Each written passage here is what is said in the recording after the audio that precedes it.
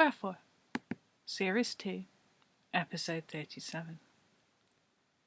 The wizards Whitminster and Winklepicker are stood on opposite sides of Bath Road, and neither of them is happy. They blame each other, silently cursing across the cold 2 lanes of tarmac.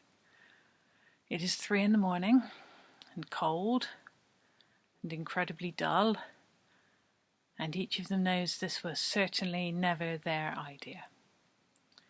Winklepicker fumes about how Whitminster never thinks her plans through properly and always falls down on some key detail.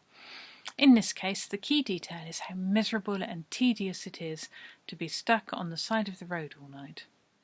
Winklepicker chastises herself for being persuaded when, surely by now, she should know better. Whitminster sighs to herself and wonders how she let Winklepicker talk her into doing this. The trouble with Winklepicker is that she's spent years organising committees and dealing with the sorts of people who are as herdable as cats. She has skills around persuasion and manipulation, and this isn't the first time Whitminster has been unwittingly caught up in one of Winklepicker's harebrained projects. She regrets not having paid more attention to the details. A lorry trundles by, noisy in the quiet of the night. Whitminster shudders at the sound of it and winces as the vehicle goes over the gear stretched across the road between herself and Winklepicker. It should be robust enough to take that. It should be fine. Even so, every set of wheels to roll over it makes her uneasy. Of course, it was neither Winklepicker nor Whitminster's plan, but neither of them has realised that the other one isn't to blame. They have been set up, and not for the first time.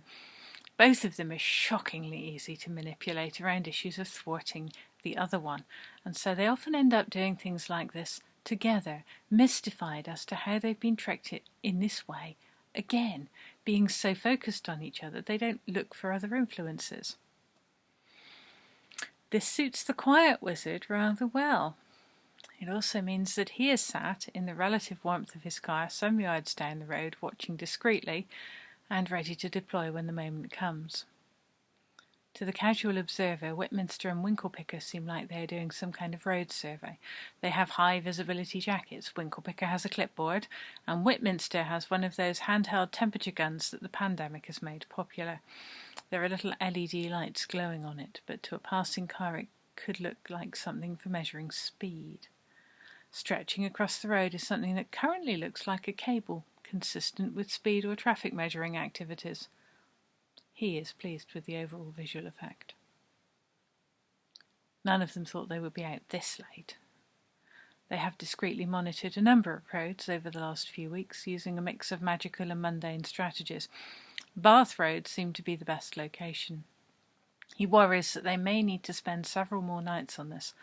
Every hour out here increases the risk of Whitminster and Winklepicker losing their tempers, commencing a magical duel, or just trying to kill each other with whatever is closest to hand. It has been a tense few weeks already, and tempers are already frayed. There are a lot more than 7 wizards in Stroud. The quiet wizard has known this for some time. Watching the others get to grips with it all has been amusing, mostly. Amagin is still a power in the area. Sabrina is highly capable. He can name at least 3 other people who are doing wizardly things, even though they don't seem to know that's what it is. Also, there is a weaver. They've been on a shared journey from vague weaver myths via disbelief to some sort of acceptance that weavers are real, and there has been one amongst them for some time. Wampleforth clearly knows more than they are letting on about that. The hardest thing has been accepting amongst themselves that the 7 wizards who run Stroud do not actually run Stroud. Whitminster and Winklepicker have shifted gear and are now muttering barely audible curses and profanities at each other from either side of the road. The quiet wizard estimates that it will take them about 10 minutes to start shouting, at which point they will cease to look plausibly like a traffic survey. Perhaps he can find a different team tomorrow. He may have to.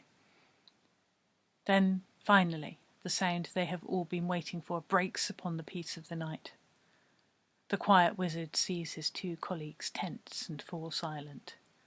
He rolls down the car window, sacrificing warmth for clarity. There, In the distance is the arrhythmic drumming and the anguished scream of a tortured brass section. As the sound comes closer, the odd crash of piano chords is audible, along with something no one should ever do with a double bass.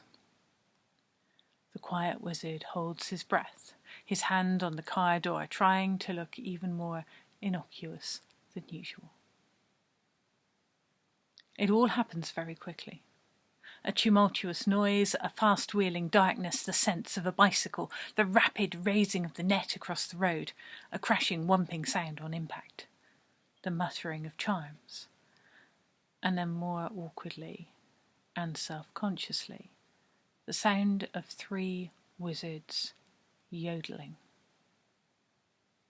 It is not a comfortable sound. They have not practiced together. Being wizards, they know they must believe this will work for it to have any chance of effectiveness. Each of them gives it their wholehearted best, their voices falling in and out of harmony as they make the great leaps of pitch required. In the net, the dark thing lies mostly still and largely unmusical. It kicks a few times, each effort producing a sound a bit like a bagpipe being deflated, or someone sorely abusing a cat. The net holds them. It has been woven well. The jazz cyclist is prone, and the music is over, at least for now. The quiet wizard reflects that it would have been nice to have a decent plan for this stage, but it was so hard to figure out what the first stage would deliver that he could not decide what precisely might happen next. The jazz cyclist turns out to be solid, groaning now, and making noises like a snare drum being kicked down a hill. It takes all 3 of them to drag and levitate their prize into the boot of the car. Messages are sent to other wizards. Everyone swears a lot.